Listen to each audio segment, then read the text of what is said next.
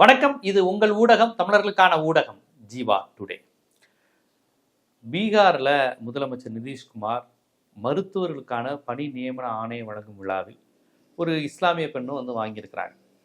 அவங்க இந்த மருத்துவருக்கான பணி நியமன ஆணையம் வழங்குறாரு. வழங்கும்போது அவங்க அந்த ஹிஜாப் அணிஞ்சு வந்திருக்காங்க. பர்தா போட்டு அந்த ஹிஜாப்னு ஒன்று தலையில் அணியக்கூடியது அவர்களுடைய இஸ்லாமிய மத வழக்கப்படி அந்த பாரம்பரிய உடையை அணிஞ்சு அவங்க வாங்கியிருக்கிறாங்க. அப்படி அவங்க வாங்கியிருக்கும்போது இவர் என்ன பண்ணுறாரு, ஹிஜாபை இப்படி கலட்டு அப்படின்ட்டு அவரே கையை வச்சு அந்த முகத்தில் அப்படி ஹிஜாபை அப்படி இழுத்து விடுறாரு. அந்த காணொலி வீடியோ இப்போ வைரலாக பரவிக்கிட்டு இருக்கு. இப்போ இந்த விஷயத்தை எப்படி பார்க்கணும் அப்படின்னா, ஒரு சிலர் இதில் என்னங்க தவறு, அவர் ஒரு 75 வயது நிரம்பிய ஒரு முதியவர், அந்த பொண்ணுக்கிட்ட சும்மா மூஞ்சியை காட்டு அப்படிங்கிறதுக்காக அவர் இறக்கி விட்டுருக்காரு, இதை ஏன் பெரிதுபடுத்த வேணாம் அப்படிங்கிற மாதிரியான ஒரு வாதம். இன்னொரு புறம் என்னங்க, ஒரு பெண் முழுமையாக உடை அணிவது, முக்காடு போட வைப்பது என்பது பெண்ணிய அடிப்படையிலேயே தவறு தானே. இதை பெரியாரிஸ்டுகளும் மார்க்சிஸ்டுகளும் இதை ஆதரிக்க முடியாது இல்லையா அப்படிங்கிற ஒரு வாதம் வருது. அதற்கு பிறகு இதை எப்படி பார்க்குறாங்க, சும்மா அப்படி இதுதானே இழுத்து விட்டார், இதையும் பெருசாக்குறீங்க, இது ஒரு வாதம். இந்த 3 வாதத்துக்கு நான் பதில் சொல்கிறேன். இங்கே நம்ம கவனிக்க வேண்டியது, உடையை இவர் இழுத்து விட்டாருங்கிறதும், ஒரு பெரியவர் பேத்திக்கு அப்படி முகத்தை பார்க்கறதுக்காக அப்படி பண்ணி விட்டாரு அப்படிங்கிறது ரொம்ப ரொம்ப மேலோட்டமான பார்வை. ஒரு தாத்தா ஒரு பேத்திக்கு பர்தா அப்படி பண்ணி விட்டா அதை பெருசாக்குவீங்களா அப்படிங்கிற மாதிரி கோணத்தில் இதை கொண்டு போகிறாங்க. ஆனால் இதுக்குள் ஒரு மத வெறுப்பு அரசியல் இருக்கிறது. பாரதிய ஜனதா ஆட்சி வந்த காலத்தில் இருந்து இஸ்லாமியருடைய உடைகள் குறிவைக்கப்படுது. அது ஆண்கள் அணிகிற குல்லாவாக இருந்தாலும் பெண்கள் அணிகின்ற பர்தா ஹிஜாபாக இருந்தாலும் அது ஒரு அடையாளமாக ஆக்கப்படுது. அவர்கள் இந்தியாவின் குடிமக்கள் அல்ல அப்படிங்கிறதும், அவங்க ஒரு அந்நியமானவர்கள் அப்படிங்கிற அரசியல் யோகி ஆதித்யநாத், பிரதமர், அமித்ஷா, இன்னும் எந்தெந்த மாநிலத்தின் முதலமைச்சர்கள் பாஜக முதலமைச்சர்கள் இருக்காங்களோ அவங்க திருவாய் மலர்ந்தாலே இஸ்லாமியர்களை, இஸ்லாமிய பெண்களை, இஸ்லாமியர்களுடைய ஆண்களின் உடைகளை குறிவைக்கிறாங்க. அவங்களுடைய ட்ரெஸ் கோடு அப்படிங்கிறது ஒரு தீவிரவாதத்துக்கான அடையாளம்னு ரொம்ப வெளிப்படையாக யார் தீவிரவாதி என்பதை ஆடைகளை வைத்து நாம் கண்டுபிடிக்கலாம்னு பேசுனதெல்லாம் நம்ம கேட்டிருக்கோம். இது 70% ஈஸ்ட், 30%, 70 விழுக்காடு இந்துக்களுக்கு 30 விழுக்காடு முஸ்லீம்களுக்கான ஒரு போராத நாங்கள் பார்க்கணும் அப்படின்னு யோகி ஆதித்யநாத் பேசினார். ஒவ்வொரு புல்டோசரை நிப்பாட்டி வச்சுட்டு மிரட்டினார், ஒவ்வொரு முஸ்லீம் வீடையும் நான் இடிப்பேன் அப்படின்னு. இன்னைக்கு திருப்பரங்குன்ற வாரத்தில் அந்த மாதிரி செய்ய முடியுமான்னு தான் அவங்க என்ன சொல்கிறாங்க, இந்துக்கள் தங்கள் பலத்தை காண்பிக்க வேண்டிய நேரம். ஸோ இந்த சூழலோட ஒப்பிட்டு இப்போ அவர் சும்மா ஒரு முகம் தெரிகிறதுக்காக ஒரு தாத்தா பேத்தியோட ஹிஜாப் அப்படி கீழே இறக்குனார்னு எடுத்துக்குவீங்களா? இந்த வெறுப்பு பேச்சுக்கள் மத்தியில் அந்த முஸ்லீம் பெண்கள் படிச்சுக்கிட்டு வராங்க, டாக்டர் ஆகிறாங்க, சாதிக்கிறாங்க, தங்களுடைய மத அடையாளத்தையும் விட்டு தராமல் தாங்க மறுமைக்காக வாழ்கிறோங்கிற அந்த உணர்வோடு இருந்துக்கிட்டு அதற்கு இவ்வளவு அச்சுறுத்தல்கள், வெறுப்புகள், தாக்குதல்கள் வந்தாலும் அதை நாங்கள் காப்பாற்றிக்கிட்டு இருப்போம்னு வாழ்ந்துக்கிட்டு இருக்க இந்த நேரத்தில் தான் ஒரு மாநிலத்தின் முதலமைச்சரே ஹிஜாப் அணிஞ்ச பொண்ணை ஹிஜாபை கலட்டு, நீங்கள் ஹிஜாபை தூக்கி காட்டு அப்படிங்கிற மாதிரி செயல்பட்டு இருக்காரு அப்படிங்கிற புள்ளியிலிருந்து தான் பேசணும். எந்த ஒரு வினையையும் எந்த ஒரு செயலையும் அப்படியே பார்க்கக்கூடாது. இப்போ ஜீவா சகாப்தன் பெரியாரிஸ்டா ஃபெமினிஸ்டா நீங்கள் எப்படி பார்க்குறீங்க அப்படின்னா, இந்த இடத்தில் பர்தா சரியா இல்லையா என்பது விவாதமே அல்ல. அதை நீ தயவுசெய்து புரிஞ்சுக்கோங்க. கடவுள் நம்பிக்கை இல்லாத, கடவுள் நம்பிக்கை கடவுள் இல்லப்பா அப்படின்னு நன்றாக தெரிந்த பெரியாரிஸ்டுகளும் கம்யூனிஸ்டுகளும் கோவில் கருவறைக்குள் ஒடுக்கப்பட்டவரும் பிற்படுத்தப்பட்டவரும் போகணும், நாடாரும் தலித்தும் கோனாரும் தேவரும் போகணும் ஏன் பேசுகிறாங்க அப்படிங்கிற கேள்வியை வலதுசாரிகள் ரொம்ப சாமர்த்தியமாக கேட்பாங்க. இவங்களுக்கு தான் கடவுள் நம்பிக்கையே இல்லை, அப்புறம் என் கோவிலுக்குள்ள யார் வந்தான்னா வராட்டேன்னு. கடவுள் நம்பிக்கை இருக்கோ இல்லையா பிரச்சனை இல்லை, கோவிலுக்குள் வழிபாட்டு உரிமை ஒவ்வொரு வன்னியருக்கும், உடையாருக்கும், அருந்ததியருக்கும், ஆதி திராவிடருக்கும் வேணும்னா அந்த இடத்துல பெரியாரிஸ்டுகள் நிற்பாங்க அப்படிங்கிறதான். மருத்துவமனையில் நோயாளிகள் மட்டும் அட்மிட் ஆக மாட்டாங்க, அவங்கள ட்ரீட்மெண்ட் செய்ய மருத்துவர்களும் வேணும், அவங்கள பாதுகாத்துக்க பார்வையாளர்களும் வேணும், ஆறுதல் சொல்ல உறவினர்களும் வேணும். இது எல்லாம் சேர்ந்துதான் மருத்துவமனை. மருத்துவமனைக்குள்ள போறவங்களாம் நோயாளிகளா மட்டும் இருக்கணுங்கிற அவசியம் இல்லை. அதனால் கோவிலுக்குள்ள போகணும்னு சொல்றவங்க அனைவரும் கடவுள் நம்பிக்கையாளர்களா இருக்கணும்னு அவசியம் இல்லை. அந்த கடவுளை அவன் தொட்டு வணங்குவதற்கு, அவன் பூஜை செய்வதற்கு உரிமைக்காக குரல் கொடுக்கின்ற போராளியாகவும் அவன் இருக்கலாம். அவனுக்கு அந்த கடவுள் நம்பிக்கை இருக்கலாம், இல்லாமலும் இருக்கலாம். அந்த அடிப்படையில தான் நான் பேசுறேன். இந்த இடத்தில் பர்தா என்பது என்னன்னா, இந்துத்துவத்தை எதிர்ப்பு குரலாத்தான் நான் பார்க்கிறேன். இந்துத்துவத்துக்கு எதெல்லாம் டிஸ்டர்ப் ஆகுது, பெரியார், பர்தா, குல்லா, முஸ்லிம் பேர்கள், கிறிஸ்தவ வழிபாட்டு தலங்கள், முஸ்லீம் வழிபாட்டு தலங்கள், இது எல்லாமே இந்துத்துவத்துக்கு டிஸ்டர்ப் ஆகுது, எரிச்சல் ஆகுதுன்னா அப்ப அதற்காக அதன் உரிமைக்காக குரல் கொடுக்கணும். பாபர் மசூதியை இடிக்கக்கூடாது, இடிச்சது தப்பு அப்படின்னு பெரியாரிஸ்டுகள் குரல் கொடுத்தா அப்ப நீங்க 5 வேளை தொழுவீங்களான்னு அர்த்தம் கிடையாது. அந்த இடத்தில் நீ செய்தது அடாவடித்தனம். ஒருத்தருடைய வழிபாட்டு தலத்தில் உடைத்துட்டு அங்கதான் எங்க வழிபாட்டு தலம் இருந்தது சொல்வது என்பது தவறு. அதை நாங்கள் ஏற்றுக்கொள்ள முடியாதுன்னு பேசுறாங்க. அப்ப இந்த கான்செப்ட் தான் நான் வைக்கிறேன். பர்தா போடுவதும் ஹிஜாப் போடுவதும் அந்த பெண்ணின் உரிமை. அந்த பிள்ளை நாளை பின்ன வந்து நான் எதுக்கு பர்தா போடணும், ஹிஜாப் போடணும், என் உரிமை, நான் சுடிதார் தான் போடுவேன், நான் சேலை தான் கட்டுவேன், அந்த பிள்ளை என் உடல், என் உரிமை, என் ஆடை அப்படின்னு பேசுச்சுன்னா அந்த பொண்ணு பக்கத்தான் நம்ம நிற்போம். இப்ப அந்த பொண்ணு விரும்பிதான் பர்தா போட்டு வந்திருக்கு, ஹிஜாப் போட்டு வந்திருக்கு. அதை 75 வயசோ 105 வயசோ அந்த பெண்ணுடைய உடையை சரி செய்யக்கூடிய உரிமை இன்னொருத்தருக்கு. இன்னொரு பெண்ணோ ஆணோ வயசானவரோ குழந்தையோ அது இங்க முக்கியம் இல்லை.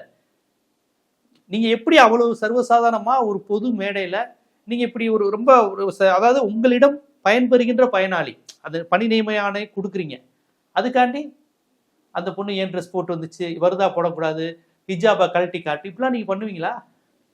ஒரு பொது இடத்துல நீங்க ஹேண்டில் பண்றதுங்கிறது அந்த பெண்ணினுடைய உயரத்தை நீங்க குறைக்கிறீங்க. அவங்க ஒரு டாக்டர்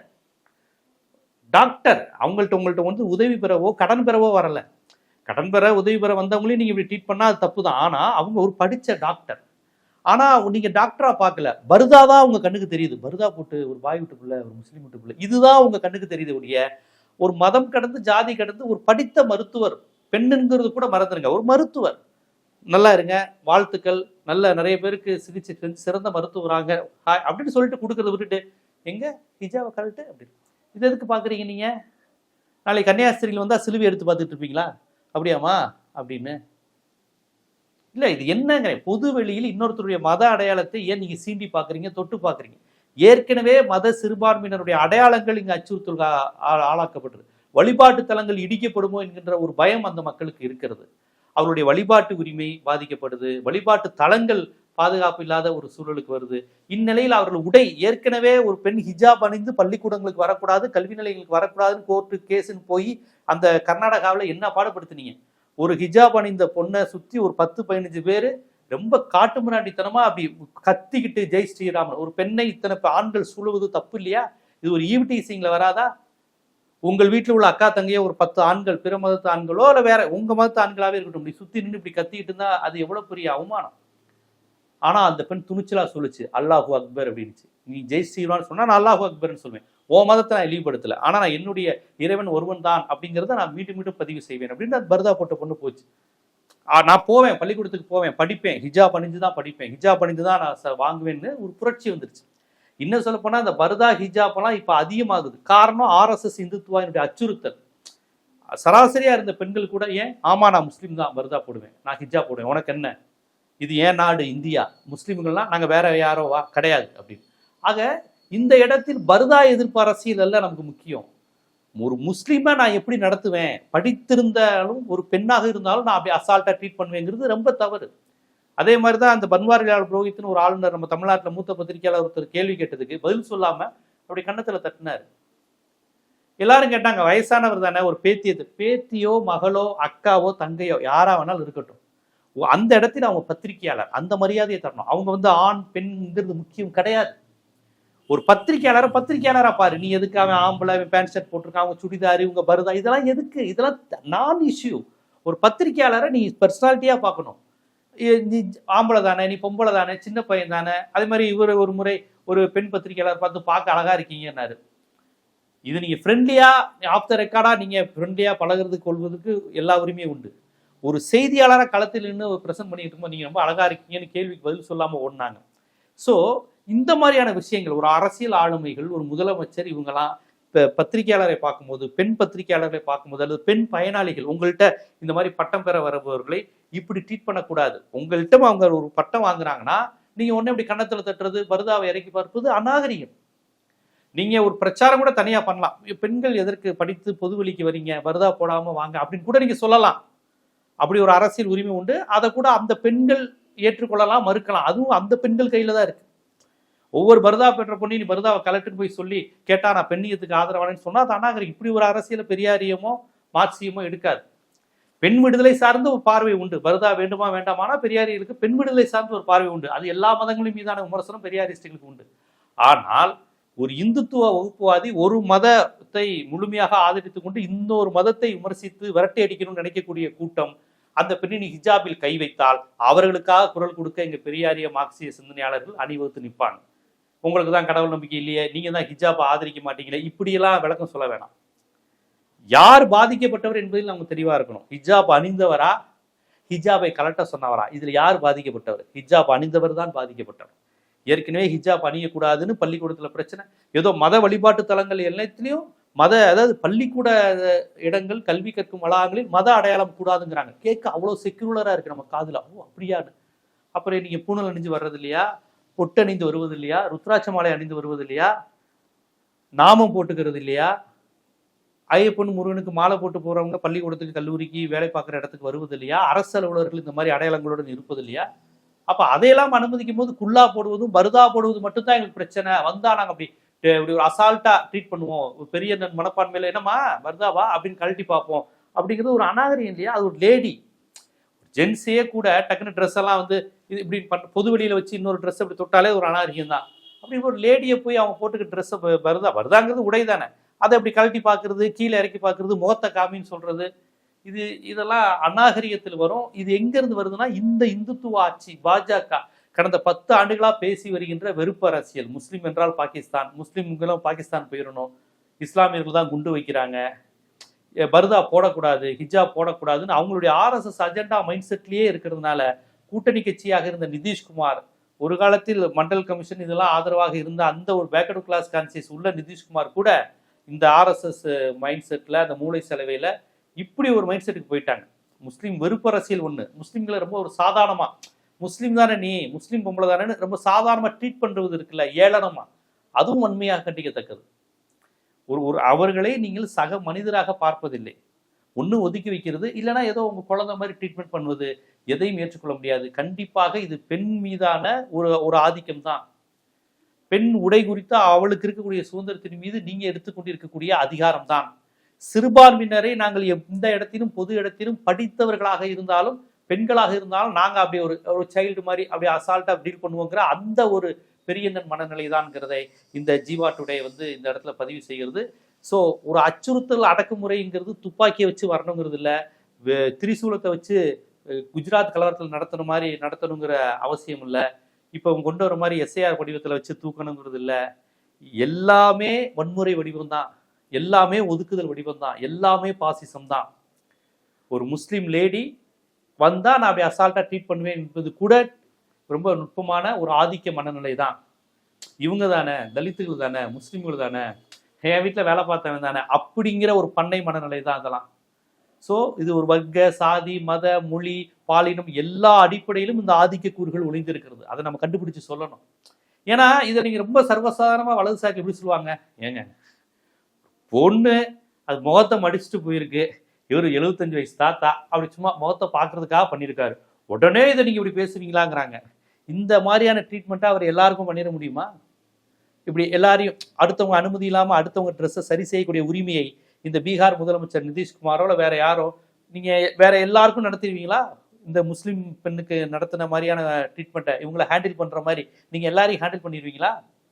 போற போக்குல எல்லாத்தையும் நீங்க சமப்படுத்தி இயல்பாக்குறது, நார்மலைஸ் பண்ணக்கூடிய வேலையை செய்யக்கூடாது. அப்புறம் இதை நீங்க அனுமதிச்சீங்கன்னா அடுத்த இடத்துல சொல்லுவாங்க, இந்த மாதிரி ஒரு பட்டம் வாங்குற கல்வி வழங்குற விழா போட்டோஸ்லாம் எடுப்பாங்க, இந்த மாதிரி இடத்துக்கு இவங்க அந்த பர்தா போடாம தானே போகணும், நார்மலா போக வேண்டியதானே, இந்து பெண்கள் கிறிஸ்தி பொண்ணு போற மாதிரி இவங்க ஏன் அந்த முஸ்லீம்கிறத காமிச்சிட்டு போறாங்க, அது கல்வி வளாகம் தானே, அடுத்து இப்படி ஆரம்பிப்பாங்க. அப்புறம் ஸ்கூலுக்கே கூட இவங்க எதுக்கு பாரதா காலேஜுக்கெல்லாம் போட்டு போறாங்க, அது நார்மலா எல்லாரும் மாதிரி போக வேண்டியதானு அடுத்த கட்டம் ஆரம்பிப்பாங்க. அடுத்த ஸ்டேஜ் அடுத்து எப்பா பர்தா இதெல்லாம் போட்டு வரதான் இப்போ தீவிரவாதமா, தீவிரவாதிகள் எல்லாம் பர்தா போட்டு தான் இன்னைக்கு நாட்டில் அலையிறாங்களாம். அடுத்து இப்படியே போய் கடைசியில நீங்க எதுக்குங்க உங்களுக்குன்னு ஒரு பள்ளிவாசல் வச்சு, அதான் கோவில் இருக்குல்ல, நீங்க கோவிலுக்கு வந்துட்டு அல்லா சாமி நினைச்சிட்டு இப்படி கும்பிட்டு போங்க அப்படிங்குவாங்க. இப்படியாகத்தான் இந்த மாதிரி விஷயங்களை ஆதரிக்கும். நான் என்ன சொல்றேன், அவரவர் நம்பிக்கைகளில் அவரவர் உரிமைகளில் தலையிடுவது என்பது அநாகரிகம். இந்திய அரசியலமைப்பு சட்டம் ஆர்டிகல் 25 மத வழிபாட்டு உரிமை, சிறுபான்மையினர் பெரும்பான்மையினர் எல்லா மதமா இருந்தாலும் அவங்க நம்பிக்கையின் அடிப்படையில் கடவுளை வணங்குவதற்கு, அந்த பிரேயர் பண்ணுவதற்கு, அந்த மத நம்பிக்கையின் அடிப்படையில் அவர்கள் மத சட்டங்கள் போன்ற அடிப்படையில் உடை அணிவதற்கு எல்லாவற்றையும் உறுதிப்படுத்தி இருக்கிறது. உங்களுக்கு தேசிய கீதம் பாடினப்போ கேரளாவில் ஒரு வழக்கு, கிறிஸ்டின்ல ஜெகோவா என்ற ஒரு மதம் தனியா, அவங்க வந்து நாங்கள் தேசிய கீதத்துக்கு எழுந்து நிற்பது கடவுளுக்கு மாறானது, கடவுளை தவிர வேற ஒரு தேசிய கீதத்துக்கு எழுந்து வணக்கம்ங்கிறது அப்படின்னு ஒரு ஒரு ஜெகவான் ஏதோ ஒரு மதம் கிறிஸ்தவ மதத்தில் இருக்கிறது. கேரளாவில் அது வழக்கு போட்டு அந்த மத நம்பிக்கை இல்லாதவங்க தேசிய கீதத்துக்கு உட்காந்துக்கிட்டே இது பண்ணலாம் அப்படின்லாம் கூட ஒரு வழக்கு இருக்கு, ஒரு கேஸ் பழைய ஃபெமிலியரான இது. ஏன்னு கேட்டேன்னா மத நம்பிக்கைக்கு எந்த சிறுபான்மையோ பெரும்பான்மையோ அவங்க மத நம்பிக்கை அதுதான், அது இப்போ இதை நீங்க செஞ்சீங்கன்னா அவங்க மத உணர்வு பாதிக்கும்னா அவங்க மத உணர்வை பாதிக்காத வகையில் நடந்து கொள்ள வேண்டியது ஒரு நாட்டினுடைய கடமை.